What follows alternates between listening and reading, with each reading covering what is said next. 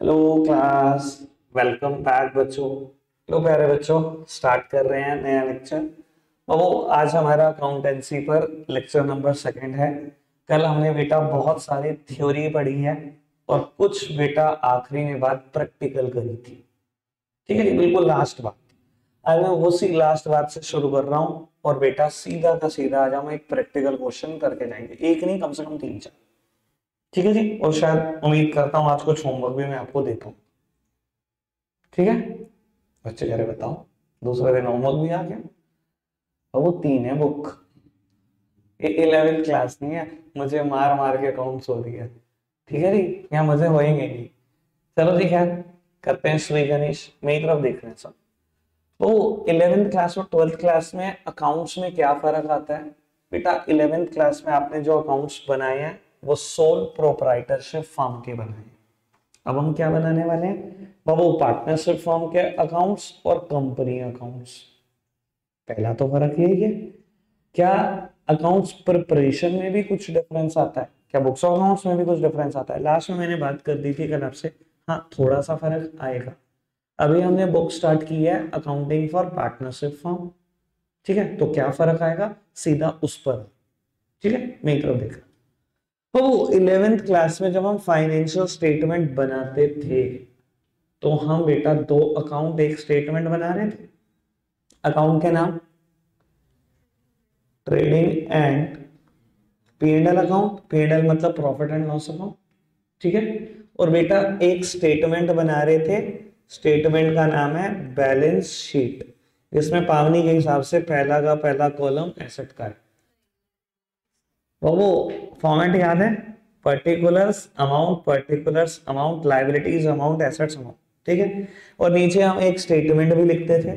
मैं तो हमेशा लिखवाता था, आपको याद रहे, for the period starting from 1 to next 31 है ना। और बैलेंस शीट के नीचे हम लिखते थे एज एट फाइनेंशियल ईयर का आखिरी दिन। लेट सपोज कि अगर मेरा फाइनेंशियल ईयर 23-24 है तो मैं लिखता था एज एट 31 मार्च 2024। ठीक है, इतनी बात पुरानी। ठीक है, मेरा ख्याल इसके बारे में सब जानते भी होंगे। अच्छा, एक बात और कर लेता हूं। तो वो जब हम ट्रेडिंग अकाउंट बनाते थे सबसे पहले, उसके बाद बेटा हम बनाते थे प्रॉफिट एंड लॉस अकाउंट। ऐसे ही करते थे। किसी भी अकाउंट की लेफ्ट हैंड साइड क्या होती है? Debit side. ठीक है, और राइट हैंड साइड क्या होती है? Credit side. ऐसे ही होता है किसी भी अकाउंट में। क्या बैलेंस शीट अकाउंट है? कल बताया था नहीं है। क्यों? क्योंकि इसकी लेफ्ट हैंड साइड डेबिट नहीं होती। बाबू, अगर मुझे बोलना ही हो तो मैं ये भी बोल सकता हूं कि इसकी लेफ्ट हैंड साइड क्रेडिट होती है। क्योंकि लेफ्ट हैंड साइड में यहाँ क्या लिखा है? लाइबिलिटीज, और दुनिया की हर लाइबिलिटी क्रेडिट होती है। और उसकी राइट हैंड साइड क्रेडिट नहीं होती, इसकी डेबिट होती है। क्योंकि दुनिया की हर एसेट डेबिट होती है, पर लिखेगा कोई नहीं। कहीं बैलेंस शीट में लिख दो लाइबिलिटीज, ब्रैकेट में लिख दो क्रेडिट, नहीं लिखना। या आपके मन में रखनी है बात कि लाइबिलिटी क्रेडिट होती है, एसेट्स डेबिट होती है। इतनी बात होगी थी बाबू। कोई भी अकाउंट हो उसकी बैलेंसिंग बहुत जरूरी है, पता है ना। अकाउंट क्लोज नहीं होगा बिना बैलेंसिंग के। मान लो ट्रेडिंग अकाउंट में टोटल है 2 लाख और यहाँ डेबिट साइड में टोटल है समझ लो 1.5 लाख। कैसे होती है balancing? Highest total should be placed on the both side. भाई मेरी लैंग्वेज तो यही है, अगर याद हो। 11th वालों को याद है, जो अभी आए हैं उनको ये लैंग्वेज की आदत डालनी है। कैसे होती है balancing? Highest total should be placed on the both sides. ये 1.5 लाख लिखा हुआ है, यहाँ पर बहुत सारे खर्चे परचेजेस, यहाँ पर सेल्स और क्लोजिंग स्टॉक 2 लाख लिखा हुआ है। तो हाईएस्ट टोटल क्या है बेटा? 2 लाख। दोनों तरफ लिख दो and carry out a balance out of it. अब वो अगर मैंने 2 लाख लिख दिया, ये टोटल को रिप्रेजेंट करता है, पर यहाँ खर्चे और परचेजेस मिलाकर 1.5 लाख लिखी गई है, तो बेटा बैलेंस आएगा कुछ ना कुछ 50,000। अब वो ट्रेडिंग अकाउंट में इसको हम ग्रॉस प्रॉफिट बोलते थे। याद आ रही होगी तो कुछ चीजें। चलो जी, इतनी बात हो गई। अब बेटा मैं स्टार्ट कर रहा हूँ ऑफिशियली हमारा चैप्टर नंबर 1। अब सुनना जरा काम की बात है। तो अब मैं पार्टनरशिप फर्म के अकाउंट्स बनाने जा रहा हूँ। अब पार्टनरशिप फर्म के अकाउंट्स बनाने में डिफरेंस क्या है सोल प्रोप्राइटरशिप से? बेटा यहां अगर आप अकाउंट क्लोज करने जा रहे हो तो आपको 3 अकाउंट और एक स्टेटमेंट बनाना है। दो अकाउंट तो सेम है, trading and P and L account. तीसरा अकाउंट नया ऐड हो गया, इसे हम बोलते हैं profit and loss appropriation account. क्या बोलते हैं बेटा? Profit and loss appropriation account, प्यार से वही P and L appropriation account. ठीक है, और एक स्टेटमेंट बैलेंस शीट। ठीक है, तो हमें सीबीएसई की तरफ से ये एक छूट बहुत अच्छी मिल गई कि हमें कभी भी ट्रेडिंग अकाउंट और पी एंड एल अकाउंट पे जज नहीं करेंगे, हम इस पे नहीं जज करेंगे। यानी कि कोई भी ऐसा क्वेश्चन नहीं आएगा जो हमें कहेगा पहले ट्रेडिंग अकाउंट बनाओ, फिर प्रॉफिट एंड लॉस, फिर प्रॉफिट एंड लॉस एप्रोप्रिएशन, फिर बैलेंस शीट। ऐसा कोई क्वेश्चन नहीं है। जब ऐसा कोई क्वेश्चन नहीं है तो एडजस्टमेंट से भी बच गए। वो 11th क्लास में जो जान ले लेती थी एडजस्टमेंट्स, वो भी गई। ट्रेडिंग अकाउंट भी गया, पीएनएल भी गया, साथ साथ एडजस्टमेंट भी चली गई। बड़ा रेयर क्वेश्चन होगा जिसमें आपको कहेगा पीएनएल एप्रोप्रिएशन और बैलेंस शीट बना दो, ये भी बहुत ज्यादा नहीं पूछी जाएगी। बस पीछे पड़े रहेंगे तो एक ही चीज के पीएनएल एप्रोप्रिएशन, पीएनएल एप्रोप्रिएशन। समझ आ रही है बात? अब पीएनएल एप्रोप्रिएशन अकाउंट क्यों बनाया जाएगा पहले मैं ये बता दूं, और फिर मैं अपना कंसेप्ट नंबर 1 लिख रहा हूं, जैसा कि कल मैंने प्रॉमिस किया था कि अब हम पढ़ेंगे कैसे, कंसेप्चुअली। हर कंसेप्ट लिखेंगे, और पेपर में अगर कंसेप्ट पढ़ के भी चले जाओगे तो बहुत अच्छा स्कोर कर पाओगे, क्वेश्चन को पढ़ने की भी जरूरत नहीं। तो जब बहुत टाइम होगा तो आपको पता ही है, सब कुछ पढ़ेंगे हम तो। ठीक है, अब सुनना। अच्छा, पीएनएल एप्रोप्रिएशन अकाउंट की जरूरत क्या है, अब ये समझ लो। देखो बेटा, मेरी बिजनेस के ओनर पार्टनरशिप फॉर्म में कौन होते हैं? पार्टनर्स। ठीक है, अगर मैं ट्रेडिंग अकाउंट और पीएनएल अकाउंट बिल्कुल वैसा ही बना रहा हूं जैसा सोल प्रोप्राइटरशिप फॉर्म में बनाता हूं, तो मैं पार्टनर को कुछ भी दे नहीं पाया होऊंगा, एक रुपया भी नहीं दे पाया होऊंगा अपने पीएनएल अकाउंट तक। आप खुद सोचो, मैं यहाँ खर्चे क्या दिखाता हूँ भाई? Carriage outward, salary, electricity bill, travelling and conveyance, refreshment, stationery, legal fees, audit fees, depreciation, blah blah blah blah blah. Partner को एक रुपया भी दिया? तो पार्टनर पागल है आपके लिए, दिन रात काम कर रहे हैं पार्टनरशिप फॉर्म के लिए। पीएनएल एप्रोप्रिएशन अकाउंट की जरूरत क्यों पड़ी? कि अगर पार्टनर को एक रुपया भी पे करना है पार्टनरशिप फर्म ने, या पार्टनर से एक रुपया भी चार्ज करना है पार्टनरशिप फर्म ने, तो ये कहां पर पे होगा या चार्ज होगा? सिर्फ और सिर्फ पीएनएल एप्रोप्रिएशन अकाउंट में। यानी कि पार्टनरशिप फर्म जब भी पे करेगी पार्टनर को, या जब भी पार्टनर से कुछ लेगी, एक ही अकाउंट में ले सकती है। उसका नाम है profit and loss appropriation account. समझ में आया उसकी जरूरत क्यों? ये समझ में आया क्या जरूरत है पीएनएल एप्रोप्रिएशन अकाउंट की? मेरे साथ साथ कंसेप्ट नंबर 1 लिखना शुरू कर दो, सीधा प्रैक्टिकल पे शिफ्ट कर। सुन लो, पहली पहली बार लिख रहे हो कंसेप्ट, सुन लो बाबू। मेरे पास बहुत सारे ऐसे बच्चे भी हैं जो कंसेप्ट का रजिस्टर अलग बनाते हैं और हर बार क्वेश्चन का रजिस्टर अलग बनाते हैं। ठीक है, ये उनकी अपनी मर्जी है। ठीक है, और बहुत सारे बच्चे ऐसे भी हैं, कंसेप्ट नंबर 1 उसके सारे क्वेश्चन, फिर कंसेप्ट नंबर 2 उसके सारे क्वेश्चन, जैसे आपको अप्रोप्रिएट लगे वैसे। ठीक है, पर अगर कंसेप्ट की कॉपी और उसकी अलग करना चाहते हो तो कंसेप्ट की कॉपी बहुत पतली बना, मतलब बनाओगे रजिस्टर ही काफी पतला, 90-100 कंसेप्ट से। ठीक है, वो आपकी इच्छा है। ठीक है, एक ही बनाना चाहते हो, लड़कों से मुझे पूरा उम्मीद है, ठीक है, हम एक ही बनाए, हमें क्या फर्क पड़ता है, कंसेप्ट हो या क्वेश्चन सब एक जैसे। लड़कियों को फर्क पड़ता है वो जानने। ठीक है जी, लो, profit and loss appropriation account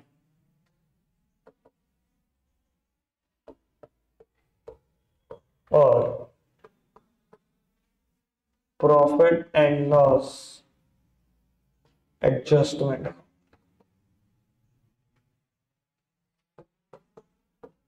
सुनो बेटा, एक मिनट सामने देखो, जब भी मैं कोई कंसेप्ट लिखूंगा हमेशा उसकी एक हेडिंग होगी, हमेशा, और फिर लिखूंगा मैटर। ठीक है, अगर ये पढ़ जाओगे ना, जितने भी क्वेश्चन पीएनएल एप्रोप्रिएशन अकाउंट पे आज तक बने हैं सब कर पाओगे, सब। तो इसकी अहमियत जान लो, बहुत अहमियत है इसकी। ठीक है, चलो अब लिखना शुरू करो इसमें पॉइंट नंबर 1।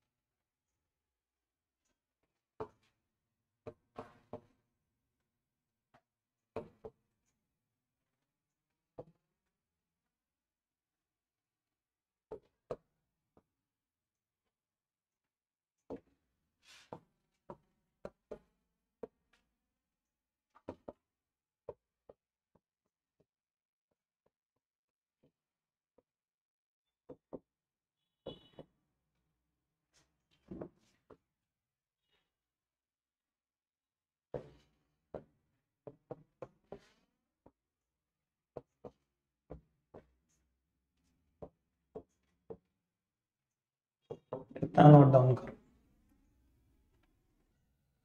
सब सामने देख रहे हैं बेटा, अब आराम से समझेंगे। बहु क्या P and L appropriation account का कंसेप्ट पूरा हो गया? नहीं हुआ। अभी यहाँ तीन बातें और लिखनी है मुझे, ठीक है जी। पहले मैंने दो बातें इसलिए लिखी कि पहले मैं P and L appropriation account का फॉर्मेट दिखा सकूं, इन दोनों बातों को समझा सकूं। जब ये डाइजेस्ट हो जाएंगी तो अगली तीन लिखूंगा, वो डाइजेस्ट कर, ठीक है ना। इकट्ठे लिख दूंगा ना, एक भी नहीं समझ में आएगी, आराम से सुनना। सबसे पहली बात में मैंने तो यही लिखा कि P and L appropriation account में बना क्यों रहा हूं, ये अकाउंट क्या शो करता है बेटा। मैंने यही लिखा, it shows distribution of profit among the number of partner under different head, कि प्रॉफिट पार्टनर्स में कैसे कैसे किस हेड में बटेगा, वो इसी अकाउंट में बटेगा, ठीक है। कल मैंने अगर आपको याद हो तो बताया था पार्टनर्स को हम तीन चीजें पे करते हैं और तीनों की अलग अलग वजह है। याद आ रही है बात? या बता दो चलो, तीन चीजें कौन कौन सी? सब सामने देख रहे हैं मेरी तरफ, जो कल आए थे। सैलरी पे करते हैं पार्टनर्स को, क्या लॉजिक है भाई? दिन रात पागलों की तरह आपके लिए काम कर रहा है, पे नहीं करोगे क्या? अगर कहीं और नौकरी करता, सैलरी मिलती ना उसको, मिलती ना। तो अगर पार्टनरशिप फर्म में ही काम कर रहा है तो पार्टनरशिप फर्म को उसको सैलरी देनी चाहिए पार्टनर को। पहला लॉजिक, एक चीज मिल गई। दूसरी चीज, इंटरेस्ट ऑन कैपिटल। भैया सोल प्रोप्राइटरशिप फर्म में भी तो यही करते थे, प्रोप्राइटर ने बिजनेस को स्टार्ट करने के लिए पैसा डाला, बिजनेस उसको इंटरेस्ट देता था कि नहीं देता था? इंटरेस्ट ऑन कैपिटल देता था। यहाँ भी सेम लॉजिक, पार्टनर ने पार्टनरशिप फर्म को स्टार्ट करने के लिए पैसा डाला, क्या वो इंटरेस्ट ऑन कैपिटल डिजर्व करता है? बाहर दे देता, किसी को ब्याज पे पैसे मिलता है नहीं कि उसको ब्याज। अगर पार्टनरशिप फर्म को पैसा दे दिया तो ब्याज देना चाहिए कि नहीं देना चाहिए? देना चाहिए। सैलरी देनी चाहिए, इंटरेस्ट ऑन कैपिटल देना चाहिए। तीसरी चीज क्या मिलेगी? प्रॉफिट या लॉसेस। भैया बिजनेस चलाने का रिस्क कौन ले रहा है? पार्टनर। जो रिस्क लेता है उसको दोनों में से एक चीज तो मिलती है, या तो प्रॉफिट या तो लॉस। सेम बात सोल प्रोप्राइटरशिप फर्म वाली, उसको भी तो प्रॉफिट या लॉस मिलता था, आपको भी मिलेगा। तो बाबू मैंने यही लिखा है, P and L appropriation account क्यों बना रहे हैं? पार्टनर को जिस जिस हेड में जो जो भी पे करना है सब इसी अकाउंट में पे होगा, और वो पता लगे क्या तीन हेड में पे होगा आपको। सिंपल सी बात, ठीक है। इस अकाउंट का नेचर कैसा है? इस अकाउंट का नेचर है नॉमिनल अकाउंट, और नॉमिनल अकाउंट का रूल क्या है? Debit all the expenses and losses and credit all the income and gain. यानी कि इस अकाउंट में क्या करना होगा? P and L appropriation account में डेबिट करने पड़ेंगे सारे खर्चे, सारे के सारे लॉसेस, सारी के सारी इनकम और गेन्स क्या करो? क्रेडिट कर दो, ठीक है जी। अभी मैं बना रहा हूं फॉर्मेट, आप जब लिखोगे तो आप भी ऐसा कर सकते हो, दो पॉइंट के बाद फॉर्मेट बनाओ और फिर बचे हुए तीन पॉइंट लिखो। पर अभी फिलहाल नहीं आप कुछ भी लिख रहे, मैं टाइम दूंगा आपको लिखने का, फिलहाल आप नहीं तरफ देख रहे। बाबू फॉर्मेट कैसा है सुनना जरा आराम से। बाबू ऊपर लिखेंगे profit and loss appropriation account, don't use any shortcut P and L appropriation account. ऐसा शॉर्टकट यूज करना आपको अलाउड नहीं है, ना बोर्ड में या ना यहाँ पर, ठीक है। और क्या लिखेंगे बेटा? वही बात जो आप पी एंड एल अकाउंट और ट्रेडिंग अकाउंट में लिखते थे। क्या लिखो मतलब? For the period starting from 1st of April 23 to 31st of March 24, ठीक है। मतलब इस बात का मतलब समझते हो? मैं इसके नीचे जितने भी खर्चे और इनकम लिखने वाला हूं सब एक साल के लिखने वाला, यही तो मतलब होता है इस बात का, ठीक है। फॉर्मेट पुत्र same, P and L account जैसा, ट्रेडिंग अकाउंट जैसा, यानी कि first column is of particulars, next column is of amounts, then particulars, then amounts. कोई दिक्कत, कोई परेशानी अभी तक इस बात में नहीं? आगे बढ़ाता हूं बात को, सुनना। तो जब हम ट्रेडिंग अकाउंट से P&L अकाउंट पे शिफ्ट करते थे, मैंने कहा था ना यार ये चैप्टर पढ़ाते थे पूरी 11th क्लास में कि यार इस चैप्टर को नहीं, फाइनेंशियल स्टेटमेंट के साथ मजाक नहीं, ये पूरी 12th में कहीं ना कहीं काम आता रहेगा, आता रहेगा, आता रहेगा, इसके साथ मजाक ना करना, ठीक है ना? तो आप देख रहे होंगे कितनी बार यूज कर रहा हूं और अभी करता ही रहूंगा इसका यूज में। बाबू जब हम ट्रेडिंग अकाउंट से P&L अकाउंट पर आते थे, क्या करते थे हम? प्रॉफिट एंड लॉस अकाउंट की शुरुआत किससे होती थी? एक आइटम है जिससे शुरुआत होती है, किस? ग्रॉस प्रॉफिट या ग्रॉस लॉस, ऐसी होती है शुरुआत, ऐसी होती थी शुरुआत, याद करो, ठीक है जी। उसी बात को पकड़कर मैं आगे बात बताने चाहूँ। इन अ रियल लाइफ सबसे पहले ट्रेडिंग अकाउंट बन रहा होगा, फिर प्रॉफिट एंड लॉस अकाउंट बन रहा होगा, फिर ही तो बन रहा होगा P&L एप्रोप्रिएशन अकाउंट। वो बात अलग है, हमें इस पे जज नहीं किया जा रहा, लेकिन सीक्वेंसिंग तो यही है जो मैं बोल रहा हूं, है ना? अब सुनना, जब ट्रेडिंग अकाउंट बन रहा होगा, इसका रिजल्ट मान लो ग्रॉस प्रॉफिट आया, आ कुछ भी सकता है, ग्रॉस प्रॉफिट भी, ग्रॉस लॉस, ठीक है जी। मैंने जब P&L अकाउंट शुरुआत की होगी तो ग्रॉस प्रॉफिट से ही की होगी, जब P&L अकाउंट का रिजल्ट आया होगा या तो नेट प्रॉफिट आया होगा, नेट लॉस आया होगा, ठीक है ना? या तो नेट प्रॉफिट आया होगा, नहीं तो नेट लॉस आया होगा, यही तो आया होगा। मैं एक बार दोनों लिख देता हूं, ठीक है? P&L एप्रोप्रिएशन अकाउंट की शुरुआत किससे होती है? या तो नेट प्रॉफिट या तो नेट लॉस, यानी कि यहां तक कहानी आ चुकी है, यहीं से शुरू होगा ये अकाउंट। कोई दिक्कत, कोई परेशानी तो नहीं?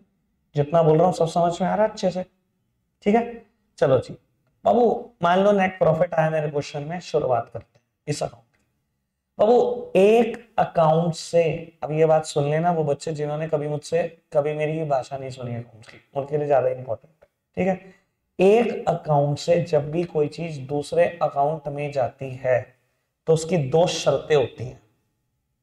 जब भी एक अकाउंट से कोई चीज दूसरे अकाउंट में जाएगी उठ के, वो दो शर्तों के साथ जाएगी।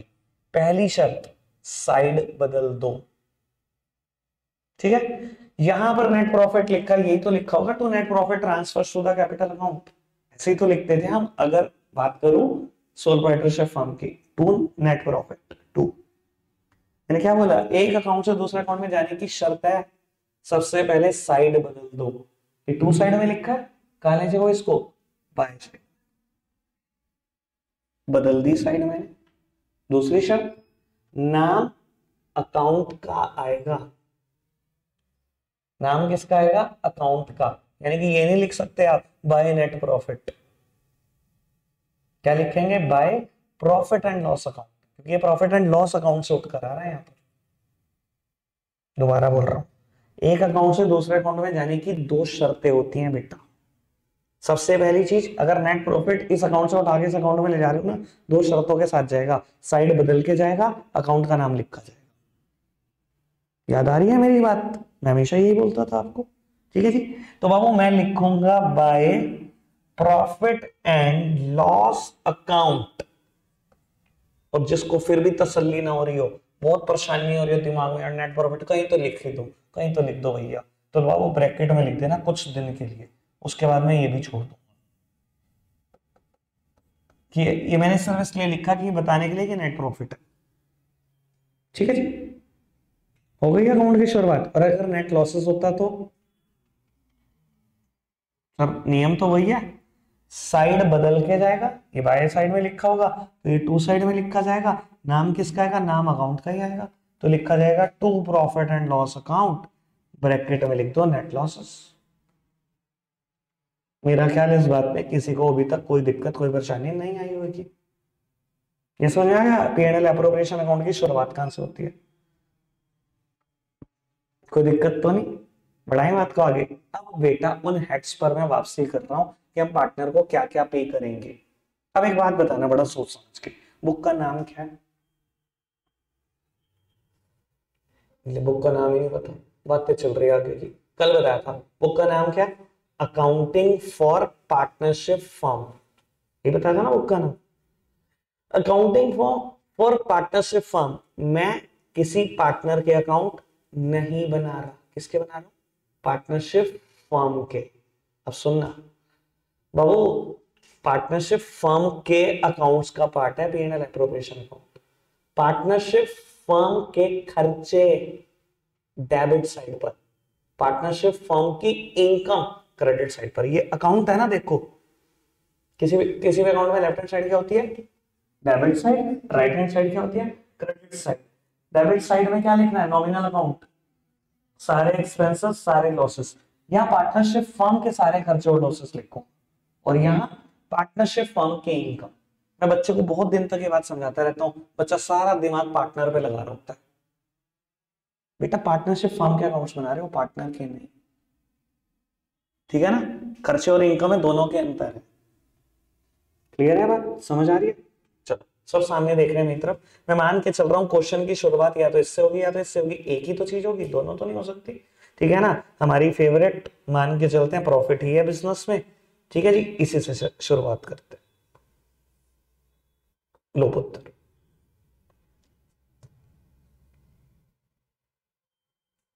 आप दुआ करें 15 मिनट और चल जाएगा। चलो सुनना बाबू, पहला खर्चा पार्टनरशिप फर्म का। बेटा पार्टनर्स ने दिन रात लेबर करी पार्टनरशिप फर्म में, पार्टनरशिप फर्म ने कहा लो भाई तुम तो डिजर्व करते हो या तो सैलरी या कमीशन। अगर तुमने अच्छी खासी सेल करके दी है तो सेल की एक सर्टेन परसेंटेज में कमीशन दे सकती हूँ, और अगर सेल नहीं भी करके दी तो सैलरी तो तुम फिर भी डिजर्व करते हो। 7-8 घंटे दिन रात काम कर रहे हो मेरे लिए, लो सैलरी। पार्टनरशिप फर्म का एक्सपेंस या इनकम, ये बताओ। एक्सपेंस, एक्सपेंस है पार्टनरशिप फर्म का। कहां लिखूं? Debit side. कौन सी साइड है debit side? Left hand side. तो बाबू आप सबसे पहले यही लिखते हो, टू सैलरी और कमीशन, या कई बार हम इसको बोलते हैं रेम्यूनरेशन। तो सैलरी और कमीशन और रेम्यूनरेशन किसको देंगे? जितने भी पार्टनर होंगे। मान लो मेरे पास दो पार्टनर है, एक का नाम है ए, दूसरे का बी, तो मैं क्या करूंगा? इनर कॉलम में ही पहले दोनों की सैलरी लिखूंगा, टोटल करूंगा और बाहर लिख दूंगा। कोई दिक्कत, कोई परेशानी तो नहीं? समझ आई बात? और क्या खर्चा है अभी बता चुका हूं। दूसरा है इंटरेस्ट ऑन कैपिटल। पार्टनर्स ने बिजनेस चलाने के लिए पार्टनरशिप फर्म को पैसे दिए, पार्टनरशिप फर्म ने कहा लो भाई ब्याज लो। ये किस कंसेप्ट के हिसाब से हम ब्याज दे रहे हैं? Business entity concept.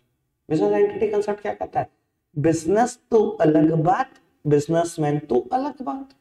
जब हम अलग अलग बात हैं, पार्टनरशिप फर्म तो अलग बात, पार्टनर्स तो अलग बात। जब हम अलग अलग बातें हैं तो भैया अगर उसने पैसा दिया ब्याज तो देनी पड़ेगी ना आपको। पार्टनरशिप फर्म ब्याज पे कर रही है। ठीक है जी, करें ब्याज पे।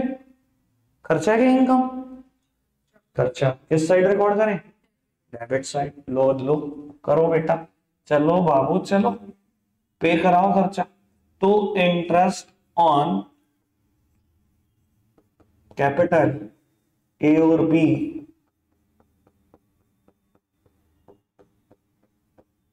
कोई दिक्कत कोई परेशानी तो नहीं? समझ में आ रही है बेटा बात? बढ़ाए बात को आगे। अच्छा एक बात बता रहा हूं, बहुत सोच समझ के।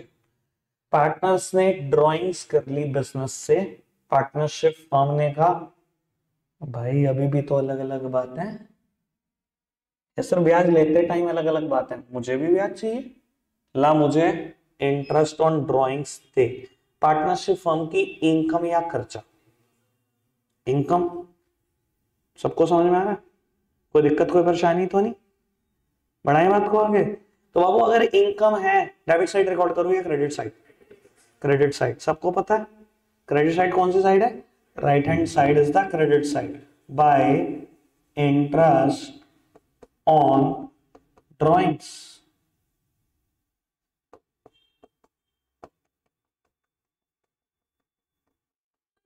कोई दिक्कत कोई परेशानी तो नहीं? समझ में आ रही है बात? अगर फर्म ने कभी कोई रिजर्व क्रिएट करना हुआ, रिजर्व याद है कभी 11th क्लास में टर्म पढ़ी थी, प्रोविजन एंड रिजर्व्स। क्या होते हैं रिजर्व्स? अपने प्रॉफिट्स में से एक अमाउंट को सेट असाइड करना for the unknown liabilities reserve. मैंने मेरे बिजनेस से प्रॉफिट कमा लिया 5 लाख का। मैंने कहा यार बिजनेस में ना कभी भी कोई भी कंटिजेंसी, कोई इमरजेंसी हो जाती है, 2 लाख रुपए अलग निकाल के रख देते हैं। मुझे पता नहीं मैंने किस लिए रखे, पर अलग निकाल के रख दिए, यही तो रिजर्व है। तो बाबू अगर कभी रिजर्व में के लिए अलग पैसा निकाला जो कि मेरे प्रॉफिट को फिर कम कर देगा, और अगर कोई चीज प्रॉफिट को कम कर रही है वो एक्सपेंस के इक्विवेलेंट ही है, तो बाबू डेबिट साइड हम रिकॉर्ड करते हैं टू ट्रांसफर टू रिजर्व। आएगा बड़े रेयर क्वेश्चन में, पर मैं चाहता हूं मैं 100% ही बात करूं, 99% वाली बात ना करूं। शायद ये 100 में से एक क्वेश्चन में नजर आएगा आपको सिर्फ, पर मैंने फिर भी लिख दिया। ठीक है जी। अब करो जी अकाउंट क्लोज। कोई भी अकाउंट बिना क्लोजिंग के यूजलेस है। अकाउंट क्लोज होगा ही होगा, होगा ही होगा। चलो जी अकाउंट क्लोज करें। बाबू अकाउंट क्लोज करने का रूल अभी बताया था आपको। मान लो बेटा डेबिट साइड में खर्चों का टोटल है 2 लाख, और बेटा ये टोटल है 3 लाख। क्या करो, highest total should be placed on the both sides. यही करूं तो बाबू मैंने क्लोज करने अकाउंट्स, मैंने 3 लाख को दोनों तरफ लिख दिया। मैंने 3 लाख को दोनों तरफ लिख दिया, कोई दिक्कत तो नहीं। जब ये चीज टोटल को रिप्रेजेंट कर रही है और ये 2 लाख लिखा हुआ है, तो यहाँ 3 लाख तो बनाना पड़ेगा, carry out a balance out of it. तो वो मैंने यहां पर 1 लाख रुपए का बैलेंस निकाला होगा। समझदार को इशारा काफी। ये प्रॉफिट है या लॉस, बस ये बता दो। जो समझदार बता देगा मैं समझ जाऊंगा उसको अकाउंट्स के बारे में कुछ पता है। प्रॉफिट या लॉस? क्यों भैया, मेरी credit side is greater than debit side, तभी तो यहाँ बैलेंस आया। क्रेडिट साइड में 3 लाख लिखा था, यहाँ 2 लाख लिखा था। क्रेडिट साइड बड़ी है। क्रेडिट साइड क्या होता है, इनकम और गेन। अगर इनकम और गेन ज्यादा है खर्चों से, तभी तो प्रॉफिट आएगा। ये प्रॉफिट ही तो हुआ, पक्की बात। ठीक है, समझ आ रही है बात? तो अब क्या लिखूं, to profit transfers to capital account. ये बिल्कुल वैसे ही है जैसे सोल प्रोप्राइटरशिप फॉर्म में आप लिखते थे P&L अकाउंट बनाते टाइम, तो net profit transfers to capital account. मैं क्या कर रहा हूं बेटा, P&L एप्रोप्रिएशन अकाउंट में लिख रहा हूं, प्रॉफिट को ले जा रहा हूं कैपिटल अकाउंट में। किसके, पार्टनर्स के कैपिटल अकाउंट में ले जाऊंगा। अब ये 1 लाख का प्रॉफिट था, इस 1 लाख को मैं बांट दूंगा PSR में। PSR क्या होता है, कल बताया था, प्रॉफिट शेयरिंग रेशो। क्या ये क्वेश्चन में स्पेसिफाइड होगी? 100% होगी। ना हो तो बेटा इक्वल मान लेना। ये कहां लिखा है कि इक्वल मान लेना, ये मैं कल बताऊंगा कि कहां लिखा है। समझ आई बात? और बेटा अब मैं आपको एक बात बताऊंगा और आप हंसोगे, इससे ज्यादा इस अकाउंट में कुछ नहीं आएगा, फिर भी बच्चे गलतियां करते हैं। खत्म हो गया ये अकाउंट, इतना सही है। मुझे लगता है ट्रेडिंग अकाउंट से भी हल्का। कुछ नहीं आएगा। गिनिए कितनी आइटम है, 6। 1 2 3 4 5 6, तब भी बच्चे गलती करते हैं। ट्रेडिंग अकाउंट में भी 7-8 हो जाती थी। अगर डायरेक्ट एक्सपेंसेस की लिस्ट याद करो तो 11 खर्चे मैंने लिखवाए हुए थे, और यहां सिर्फ 6।